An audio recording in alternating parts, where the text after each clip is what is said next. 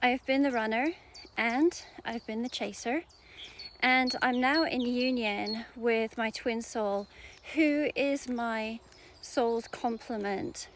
And I'm really here to try and assist and maybe guide you to shift into a timeline where you get to experience what your soul desires in this particular lifetime. So today we're going to look at what the twin flame dynamic is really trying to teach you. And this is just simply my perspective. So this video might be particularly helpful for you if you feel like you are the chaser or you feel like you're stuck in some sort of loop. This could be for those of you who are trying to understand why, what is this all about? And maybe for some of you who are going through a spiritual awakening and also know that this dynamic is part of that awakening, but are maybe asking yourself, why is this so painful? Now, I have mentioned in other videos that I am a really slow learner. And so what I'm sharing with you is what took me over 2 decades to learn.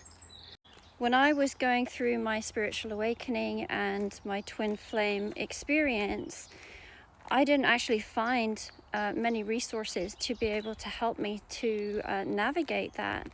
And so I guess I feel like, have you ever seen those videos where someone says, I've done it so you don't have to? That's almost what this feels like.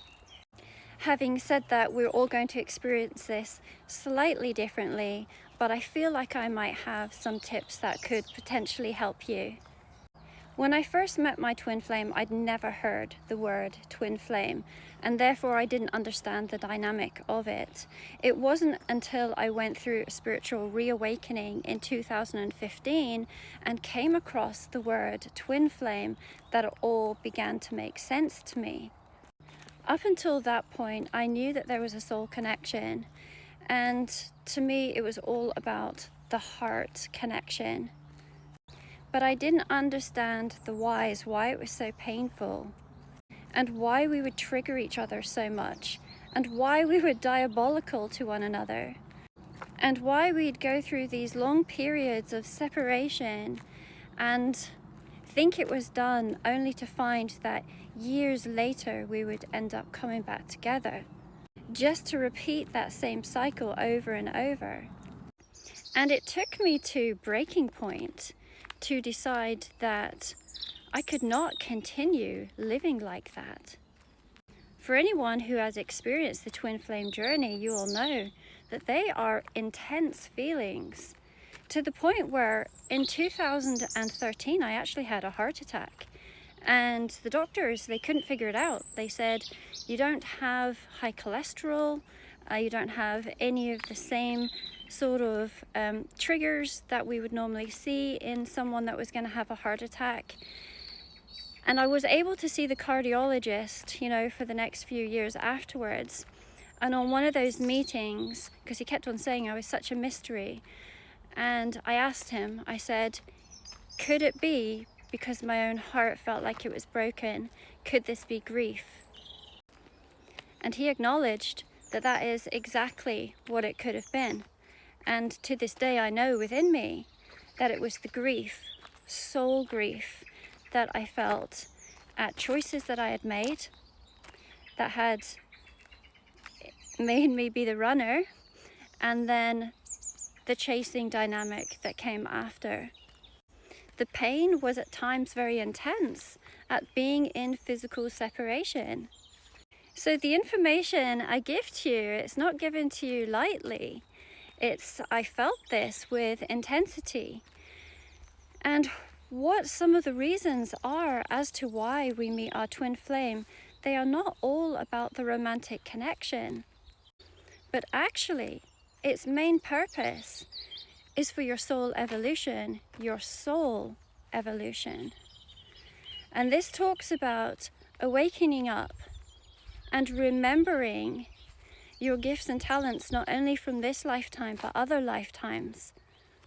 And it talks about the triggers that you feel, those feelings of abandonment or the fear that makes you become the runner, it makes you have to look at all of that in order to heal those parts within yourself so that you can become whole. From a soul level, there is this desire to be complete. And we think that that completeness comes from somebody else. And then what usually happens is we repel each other energetically. And that's when these triggers, they come up and we feel like we've been abandoned by our twin. So we very much get caught up in the emotions of it. Now, one of the comments in a previous video that I posted was somebody who had experienced the twin flame dynamic, and they said that they wouldn't wish it upon anyone. Now, while I was in that cycle, I certainly would have said the same.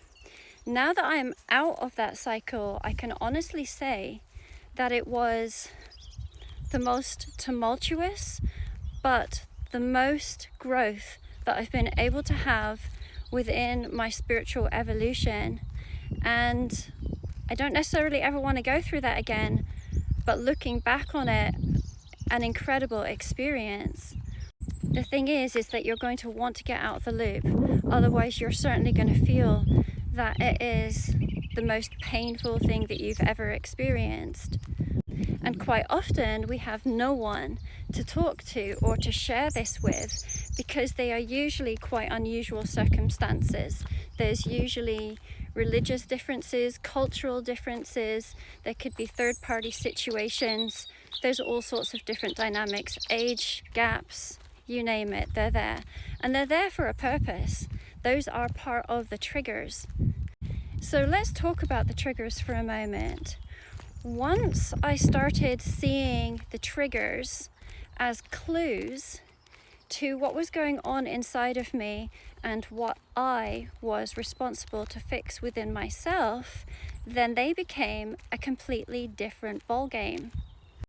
Some of these woundings are not even simply from ourselves, but they can be ancestral woundings that we have agreed to come down and to be able to look at and heal for these other generations. But going back to the triggers, if you work on them and if you heal them, then you can be no longer triggered. And that means that whatever happens between you and your twin flame, it no longer affects you in the same way. And yes, you still have that bond, you can still feel them, you can still pick up on their emotions, their thoughts, everything, but without that emotional response. So it suddenly becomes very livable. So that's where I would suggest that you start looking at what those triggers are, and then start healing those aspects of yourself. And sure, that's not an easy task, but it gets you out of the loop and it puts you into a completely different timeline. One where, yes, you might actually end up being with your twin flame or your soul complement. There is absolutely more than one possibility as to what your outcome could be. And once you step into your highest frequency and your highest timeline, then you'd be surprised at who might come through for you. Now, if you're curious about learning about your soul dynamic or soul contracts between you and another, then I would be so happy to look at that for you. There is a link in my bio where we look at what your soul contract might be. We look at any past lives that you may have lived together and how that might be affecting this particular lifetime. We look at whether you are contracted to come together in this lifetime.